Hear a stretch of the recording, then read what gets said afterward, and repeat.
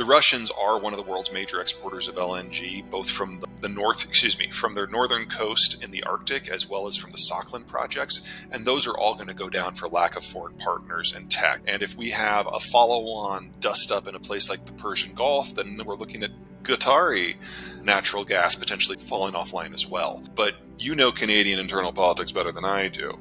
If you want to bring the natural gas from Alberta, and let's be honest, that's where almost all of it is, if you go east, that's a lot of provinces that can say no for whatever reason that they want.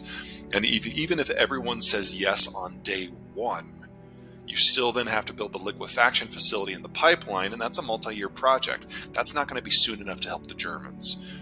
Now, if you go west through BC, that wouldn't take nearly as much time. And that, because the Japanese are not facing an acute crunch, they've got a little bit more time that they could, in theory, get by without it. One thing about the Germans is they have systematically shut down one part of their energy system after another. And so they're now completely dependent on lignite and natural gas from Russia. Now they've lost the natural gas. So Germany is now one of the most carbon dirty countries on the planet. Japan's different. They don't have a unified grid. Every city has an LNG import facility, a coal burning facility, what little green tech they can get, and they have some tidal stuff, and they have LNG import facilities. So each one is used to shuffling things around. And if you can throw LNG into that mix, they will all do better, but it's not as critical as it is for the Germans. But mostly the Japanese have more time. Well, natural gas, if you're going to burn it for power, as a rule, generates roughly half of the carbon that a coal plant will. So in terms of net increase, if you just look at the German case where they're burning lignite, it's a lot more than that. So, that's a gain. The environmental push to get rid of all fossil fuels in most places is actually increasing our carbon footprint. If you're in a place like Germany that doesn't have good wind potential outside of the North Sea and no good solar potential anywhere, putting up solar panels actually increases the amount of carbon that you're putting into the system because they're never going to generate enough power to pay it back down. In addition, Germany only gets sun for a few weeks of the year in the summer when everyone's on vacation. So when you're actually doing the hard work of living and working, you're going to be running off of something that has to run either at night, which is peak demand in Germany, or at a time when the sun's not shining very bright because it's the winter. So you're never going to get rid of the fossil fuel in the nuclear-based system. And if you build another system on top of it that doesn't work very well, you're just putting more carbon into the system. Now, that story is different in every part of the planet. If you're in a sunny location like, say, Southern California, by all means, for God's sakes, do solar. If you're in the Great Plains or the Prairie Provinces, do wind. It's brilliant. But you've got to match the technologies to where you are. And one of the advantages of liquefied natural gas is it's the lowest carbon fossil fuel, and it's portable in concentrated form. And for most parts of the world, that is actually the greenest fuel source that you're going to be able to hope to get. Hydrogen is new. So it's difficult to project what it's going to look like in 10, 20, and 30 years, both from a cost and a carbon point of view. But what we know right now, with the technology we have now, it is the dirtiest fuel source on the planet. Making hydrogen using something other than natural gas as the feedstock means you're using carbon dioxide, oxygen, and water. And those three molecules are the most stable molecules that we are aware of on this planet. So the amount of energy that it takes to break them into something else in order to form methanol and then get hydrogen is the most exothermic reaction that you can do at scale. So anyone who's doing hydrogen with today's technology is actually just setting up a massive carbon bomb.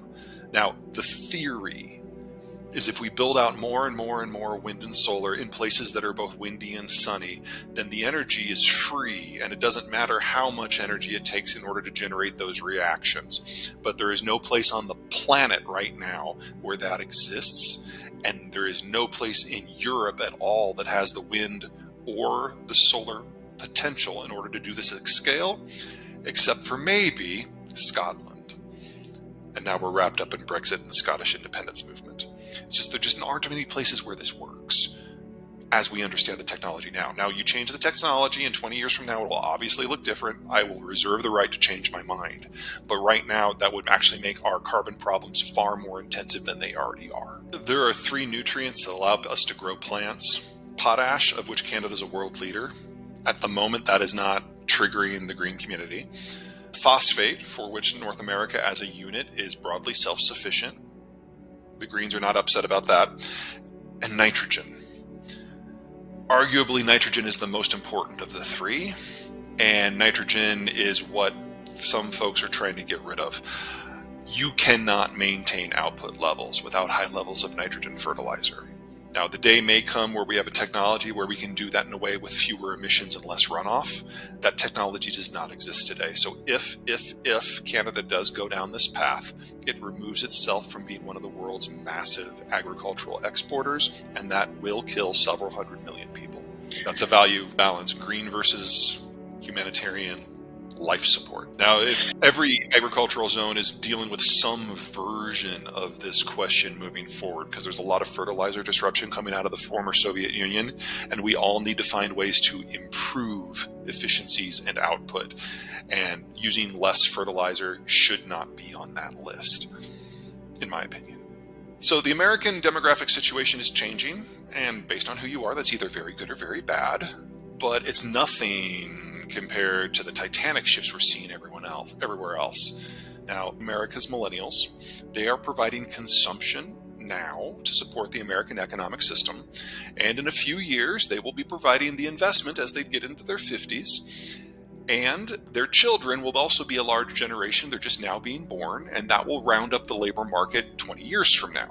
So in the United States, you only have to wait 10 years for a better capital environment, and you only have to wait 20 years for a better labor environment. But holy crap, look at everybody else. In the German system, it was terminal 40 years ago. They're not running out of children. That happened 20 years ago. They're now running out of working-aged adults. And we are going to see some degree of industrial collapse in the German space by the end of the decade, assuming nothing else wrecks it before then.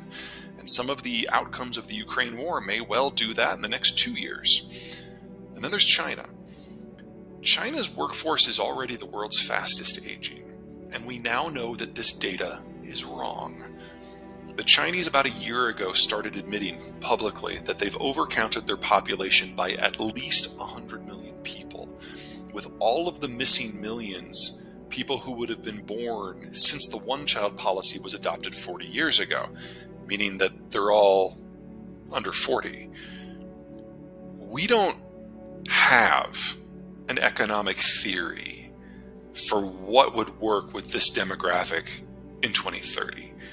We are in the final decade of the Chinese country, and there's all kinds of things that have to do with energy or food or fertilizer or manufacturing or trade or war that could end this sooner. But China's use-by date is just 8 years away at this point.